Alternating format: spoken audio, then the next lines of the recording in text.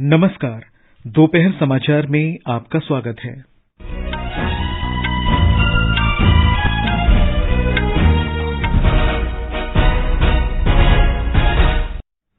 प्रधानमंत्री नरेंद्र मोदी का आपदाओं से निपटने के लिए एकीकृत रवैया अपनाने का आह्वान। श्री मोदी ने आपदा प्रतिरोधी अवसंरचना पर अंतर्राष्ट्रीय सम्मेलन को संबोधित किया। विदेश मंत्रालय ने अरुणाचल प्रदेश में कुछ स्थानों का नाम बदलने के चीन के कदम का खंडन किया। कहा, ऐसे प्रयास वास्तविकता को नहीं बदल सकते। महिलाओं के सशक्तिकरण और उनके आर्थिक प्रतिनिधित्व को मजबूत करने से संबद्ध G20 समूह की दूसरी बैठक आज से तिरुवनंतपुरम में शुरू। 2016 के राष्ट्रपति चुनाव प्रचार के लिए अवैध रूप से धन देने के मामले में अमेरिका के पूर्व राष्ट्रपति डोनाल्ड ट्रंप के आज मैनहट्टन की विशेष अदालत में पेश होने की संभावना। और आईपीएल क्रिकेट में आज शाम दिल्ली में दिल्ली कैपिटल्स का मुकाबला गुजरात टाइटंस से।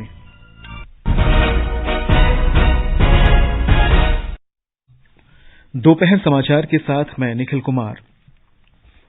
प्रधानमंत्री नरेंद्र मोदी ने आपदा के प्रभाव से निपटने के लिए विश्व से एकीकृत रवैया अपनाने का आह्वान किया है।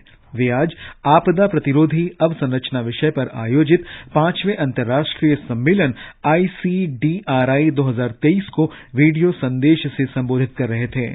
श्री मोदी ने कहा कि आपदाओं के प्रभाव स्थानीय न होकर व्यापक होते हैं, इसलिए इनसे निपटने की कार्रवाई पूरे विश्व में अलग-थलग न होकर एकीकृत होनी चाहिए। The CDRI arose from a global vision. In a closely connected world, the impact of disasters will not just be local. Disaster in one region can have a big impact on a completely different region. Therefore, our response has to be integrated, not isolated. प्रधानमंत्री ने कहा कि बुनियादी ढांचों को आधुनिक बनाते समय इस प्रकार के ज्ञान का इस्तेमाल सूझबूझ से किए जाने की आवश्यकता है। उन्होंने कहा कि स्थानीय जानकारी और दृष्टिकोण को ध्यान में रखते हुए आधुनिक प्रौद्योगिकी विभिन्न आपदाओं से निपटने में मददगार हो सकती है। श्री मोदी ने कहा कि कुछ ही वर्षों में 40 से अधिक देश आपदा प्रतिरोधी अवसंरचना के अंतर्राष्ट्रीय सम्मेलन का हिस्सा बन चुके हैं। In just a few years, over 40 countries have become part of the CDRI. This conference is becoming an important platform. Advanced economies and developing economies, large and small countries, the global north and the global south are coming together at this forum. प्रधानमंत्री ने कहा कि न सिर्फ कई देशों की सरकारें बल्कि वैश्विक संस्थान, डोमेन विशेषज्ञ और निजी क्षेत्र भी इसमें महत्वपूर्ण भूमिका निभा रहे हैं। प्रधानमंत्री मोदी ने कहा कि भारत अपनी G20 की अध्यक्षता के दौरान विश्व को एक साथ लाने के प्रयास कर रहा है।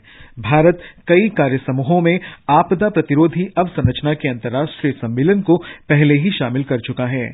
श्री मोदी ने कहा कि इस सम्मेलन से निकलने वाले समाधान को उच्च स्तर के वैश्विक नीति निर्धारण में स्थान दिया जाएगा। India is also bringing the world together through its G20 presidency. At the president of G20, we have already included the CDRI in many working groups. The solutions you explore here will receive attention at the highest levels of global policy making. विदेश मंत्रालय ने अरुणाचल प्रदेश में स्थानों का नाम बदलने के चीन के कदम का खंडन किया है।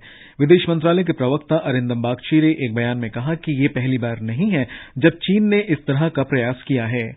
उन्होंने कहा कि भारत इसे सिरे से खारिज करता है। श्री बागची ने कहा कि अरुणाचल प्रदेश भारत का अभिन्न और अविभाज्य हिस्सा है तथा नए नए नाम गढ़ने के प्रयास इस वास्तविकता को नहीं बदल सकते।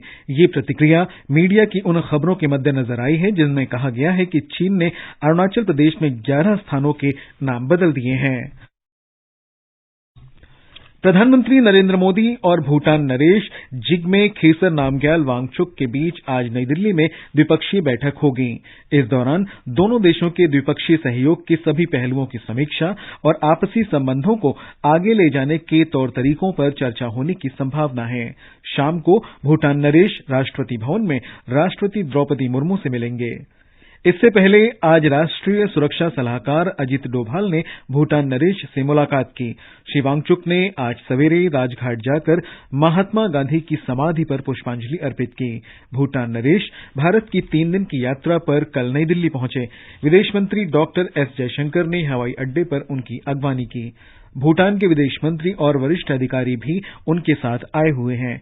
एक ट्वीट में डॉक्टर जयशंकर ने कहा कि इस यात्रा से भारत और भूटान की अनूठी साझेदारी और भी मजबूत होगी। ये समाचार हमारी वेबसाइट newsonair.com/hindi और हमारे mobile app news on AIR पर भी उपलब्ध हैं। दोपहर समाचार में आपका फिर स्वागत है। महिलाओं के सशक्तिकरण और उनके आर्थिक प्रतिनिधित्व को मजबूत करने से संबद्ध G20 समूह की दूसरी बैठक आज केरल के तिरुवनंतपुरम में शुरू हुई। बैठक का आयोजन महिला और बाल विकास मंत्रालय ने किया है। एक रिपोर्ट। आज विभिन्न महत्वपूर्ण विषयों पर कार्यक्रम आयोजित किए जा रहे हैं। केरल की स्वास्थ्य मंत्री वीणा जॉर्ज इन कार्यक्रमों में भाग ले रही हैं। उन्होंने बताया कि राज्य सरकार महिलाओं की सुरक्षा, स्वास्थ्य, वेतन और बीमा पर विशेष ध्यान दे रही है और महिला विकास से जुड़े कार्यक्रमों के लिए बजट आवंटन को बढ़ाकर 20.9% कर दिया गया है। केंद्रीय महिला और बाल विकास राज्य मंत्री मुंजपारा महेंद्र भाई कल बैठक के पूर्ण सत्र में भाग लेंगे। बैठक में महिलाओं के सशक्तिकरण से आर्थिक समृद्धि, महिला उद्यमिता, नेतृत्व विकास तथा गैर परंपरागत क्षेत्रों में महिलाओं की भागीदारी जैसे मुद्दों पर चर्चा होगी। बैठक के विभिन्न सत्रों में चर्चा के आधार पर सुझाव और सिफारिशें G20 नेताओं को उपलब्ध कराई जाएंगी। समाचार कक्ष से मनोज। गुवाहाटी में G20 की दूसरी रोजगार कार्य समूह की बैठक के दूसरे दिन प्रतिनिधियों ने मसौदा मंत्रिस्तरीय घोषणा के भाग 1 और 2 तथा प्लेटफॉर्म अर्थव्यवस्था और सामाजिक संरक्षण भाग 1 और 2 पर आज चर्चाएं की। सदस्य देशों के कुल 74 प्रतिनिधियों, अतिथि देशों और अंतर्राष्ट्रीय संगठनों ने इस 3 दिवसीय सम्मेलन में भागीदारी की है। दूसरी ऊर्जा अंतरण कार्य समूह की बैठक के हिस्से के रूप में प्रतिनिधियों ने गांधीनगर में आज अंतिम दिन राष्ट्रपिता महात्मा गांधी को समर्पित संग्रहालय दांडी कुटीर का दौरा किया। प्रतिनिधियों ने संग्रहालय के विभिन्न अनुभागों को देखा और महात्मा गांधी के जीवन के बारे में जानकारी ली। प्रतिनिधियों के लिए आज सुबह योग सत्र भी आयोजित किया गया था। इस कार्य समूह की बैठक रविवार को शुरू हुई थी। इसमें G20 सदस्य राष्ट्रों के लगभग 100 प्रतिनिधियों, विशेष आमंत्रित देशों और अंतर्राष्ट्रीय संगठनों ने भागीदारी की। इस बैठक के दौरान ऊर्जा परिवर्तन काल से संबंधित मुख्य मुद्दों पर एक रचनात्मक तथा सकारात्मक चर्चा हुई।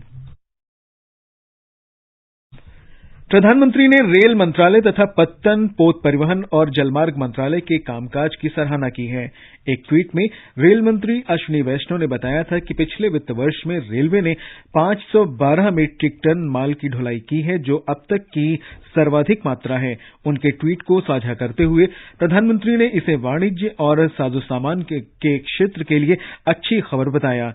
एक और ट्वीट में प्रधानमंत्री ने पत्तन, पोत परिवहन और जलमार्ग मंत्रालय के अंतर्गत देश के प्रमुख बंदरगाहों में माल भंडार के प्रबंधन में नए रिकॉर्ड कायम करने पर प्रसन्नता व्यक्त की। गुवाहाटी उच्च न्यायालय कल से कई गतिविधियों के साथ अपनी प्लेटिनम जयंती मनाएगा। इस समारोह में राष्ट्रपति द्रौपदी मुर्मू, प्रधानमंत्री नरेंद्र मोदी, मुख्य न्यायाधीश न्यायमूर्ति DY चंद्रचूड़ भी शामिल होंगे। केंद्रीय कानून मंत्री किरेन रिजिजू और असम के मुख्यमंत्री हेमंता बिस्वा शर्मा कल इस अवसर पर एक बैठक में भाग लेंगे। गुवाहाटी उच्च न्यायालय की स्थापना 5 अप्रैल 1948 को हुई थी। देश में कंपनियों से कर संग्रह में लगातार वृद्धि हो रही है। वित्त वर्ष 2022-23 में कॉर्पोरेट कर में 2021-22 की तुलना में 17% की वृद्धि दर्ज की गई। वित्त मंत्रालय के अनुसार वित्त वर्ष 2022-23 में सकल कॉर्पोरेट कर के रूप में 10 लाख करोड़ रुपए से अधिक अर्जित किए गए थे, जबकि वित्त वर्ष 2021-22 में ये संग्रह 8,58,000 करोड़ रुपए से अधिक था। वित्त मंत्रालय के अनुसार देश ने वित्तीय वर्ष 2020-21 की तुलना में वित्तीय वर्ष 2021-22 में 56% की वृद्धि दर्ज की है। 2021-22 में कुल कॉर्पोरेट कर संग्रह 7,12,000 करोड़ रुपए रहा। वित्त मंत्रालय के अनुसार आर्थिक विकास और कॉर्पोरेट कर में नए निवेश के कारण कॉर्पोरेट कर संग्रह में उछाल आया है। प्रधानमंत्री ने कहा है कि क्रेडिट गारंटी योजना में सुधार सूक्ष्म, लघु और मध्यम उद्यम एमएसएमई क्षेत्र को मजबूत करने के सरकार के प्रयासों का एक हिस्सा है। उन्होंने सूक्ष्म, लघु और मध्यम उद्यम मंत्री नारायण राणे के एक ट्वीट को साझा करते हुए ये बात कही। श्री राणे ने सूचित किया था कि सूक्ष्म और लघु उद्यमों को सशक्त करने के लगातार प्रयासों के तहत एमएसएमई को ऋण के प्रवाह को बढ़ाने के लिए क्रेडिट गारंटी योजना को और नया रूप दिया गया है। ये समाचार आकाशवाणी से प्रसारित किए जा रहे हैं। ताजा समाचार जानने के लिए आप हमारे Twitter handle @AIR News Hindi को फॉलो कर सकते हैं।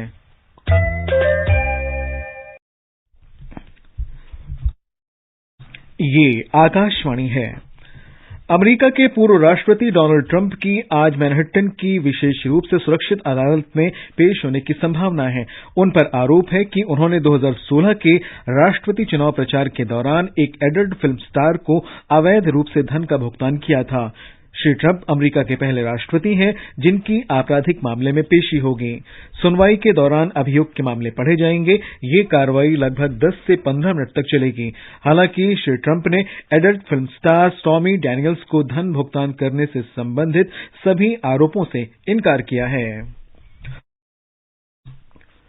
श्रीलंका के राष्ट्रपति रानिल विक्रमसिंघे ने भारत के राष्ट्रीय सुशासन केंद्र से श्रीलंका में शासन और लोकनीति विश्वविद्यालय की स्थापना में सहायता का अनुरोध किया है। राष्ट्रीय सुशासन केंद्र के महानिदेशक भरतलाल के नेतृत्व में श्रीलंका के 2 दिन के दौरे पर गए केंद्र के एक प्रतिनिधिमंडल के साथ बातचीत में श्री विक्रमसिंघे ने ये अनुरोध किया। उन्होंने श्रीलंका को लेकर अपना दृष्टिकोण साझा किया और देश की मौजूदा आर्थिक चुनौतियों का उल्लेख किया। इस बातचीत में नीतिगत सुधारों, सुशासन, डिजिटलीकरण, क्षमता निर्माण और प्रशिक्षण तथा लोक सेवाओं की उपलब्धता के मुद्दों पर चर्चा हुई। आईपीएल क्रिकेट में आज शाम 7:30 बजे दिल्ली में दिल्ली कैपिटल्स का मुकाबला गुजरात टाइटंस से होगा। चेन्नई सुपर किंग्स ने कल लखनऊ सुपर जायंट्स को 12 रन से हरा दिया। 218 रन के लक्ष्य का पीछा करते हुए लखनऊ सुपर जायंट्स की टीम निर्धारित 20 ओवर में 7 विकेट पर 207 रन ही बना सकी। प्रधानमंत्री नरेंद्र मोदी ने पूर्वोत्तर को शीर्ष पर्यटन स्थल के रूप में उभरने पर प्रसन्नता व्यक्त की है। श्री मोदी ने एक ट्वीट में कहा कि पर्यटन वृद्धि का अर्थ क्षेत्र की समृद्धि में बढ़ोतरी होना है। प्रधानमंत्री ने संस्कृति और पर्यटन मंत्री जी किशन रेड्डी के एक ट्वीट पर यह बात कही। श्री रेड्डी ने बताया था कि पूर्वोत्तर में पिछले वर्ष रिकॉर्ड पर्यटन देखा गया। इस दौरान 1 करोड़ 18 लाख से अधिक घरेलू तथा 1 लाख से अधिक विदेशी पर्यटक पूर्वोत्तर आए थे। देश भर में आज महावीर जयंती मनाई जा रही है। राष्ट्रपति द्रौपदी मुर्मू, उपराष्ट्रपति जगदीप धनखड़, प्रधानमंत्री नरेंद्र मोदी और सूचना तथा प्रसारण मंत्री अनुराग सिंह ठाकुर ने इस अवसर पर देशवासियों को शुभकामनाएं दी हैं। बिहार में भगवान महावीर जयंती धार्मिक श्रद्धा और उल्लास के साथ मनाई जा रही है। इस अवसर पर वैशाली और नालंदा के कुंडलपुर में विशेष पूजा की गई। पावापुरी में तीर्थंकर की जयंती भी मनाई जा रही है। इस अवसर पर जैन श्रद्धालुओं ने आज सुबह शोभा यात्रा निकाली। कुंडलपुर के दिगंबर जैन मंदिर में विशेष पूजा हो रही है। मंत्रोच्चार के बीच भगवान महावीर की प्रतिमा का दुग्धाभिषेक भी किया गया और वैशाली में 3 दिवसीय सांस्कृतिक कार्यक्रम का आयोजन किया गया। उधर गुजरात में जैन समुदाय महावीर जयंती पारंपरिक उत्साह और उल्लास के साथ मना रहा है। गुजरात के मुख्यमंत्री भूपेंद्र पटेल ने जैन समुदाय को बधाई दी है। एक संदेश में उन्होंने कहा कि सभी को भगवान महावीर स्वामी द्वारा बताए गए करुणा, जीवोदय और अहिंसा के मार्ग पर चलकर एक सामंजस्यपूर्ण समाज के निर्माण का संकल्प लेना चाहिए। और अंत में मुख्य समाचार एक बार फिर से। प्रधानमंत्री नरेंद्र मोदी का आपदाओं से निपटने के लिए एकीकृत रवैया अपनाने का आह्वान। श्री मोदी ने आपदा प्रतिरोधी अवसंरचना पर अंतर्राष्ट्रीय सम्मेलन को संबोधित किया। विदेश मंत्रालय ने अरुणाचल प्रदेश में कुछ स्थानों का नाम बदलने के चीन के कदम का खंडन किया। कहा, ऐसे प्रयास वास्तविकता को नहीं बदल सकते। महिलाओं के सशक्तिकरण और उनके आर्थिक प्रतिनिधित्व को मजबूत करने से संबद्ध G20 समूह की दूसरी बैठक आज से तिरुवनंतपुरम में शुरू। 2016 के राष्ट्रपति चुनाव प्रचार के लिए अवैध रूप से धन देने के मामले में अमेरिका के पूर्व राष्ट्रपति डोनाल्ड ट्रंप के आज मैनहट्टन की विशेष अदालत में पेश होने की संभावना। और आईपीएल में आज शाम दिल्ली कैपिटल्स का मुकाबला गुजरात टाइटंस से होगा।